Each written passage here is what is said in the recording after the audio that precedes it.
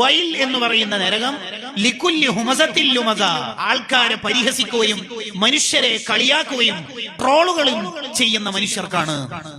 ഇസ്ലാമിൽ കുഫറിന് ശേഷം ഏറ്റവും വലിയ തെറ്റ് ട്രോളാണ്, പരിഹാസമാണ്. അതിന്റെ കാലമാണ് ഈ ഇൻസ്റ്റാ കാലം, ട്രോളുകളുടെ കാലം, പരിഹസിക്കുന്ന കാലം, മനുഷ്യരെ കളിയാക്കുന്ന കാലം, നമീമത്തുകൾ പറയുന്ന കാലം, ഗീബത്ത് പറയുന്ന കാലം.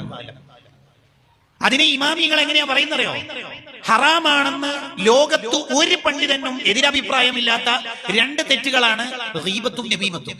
പക്ഷേ ലോകത്ത് മഹാഭൂരിപക്ഷ ആൾക്കാരും പെട്ടുപോകുന്ന രണ്ട് തെറ്റാണ് ഈ രണ്ട് തെറ്റെന്ന് ഇമാം നവവി റളിയല്ലാഹു അൻഹു എഴുതി വെക്കുന്നത് കാണാം. അധികം ആൾക്കാർ അത് ശ്രദ്ധിക്കൂല. അവർക്കാണ് വൈൽ എന്ന നരകം. ആരാണ് അവർ?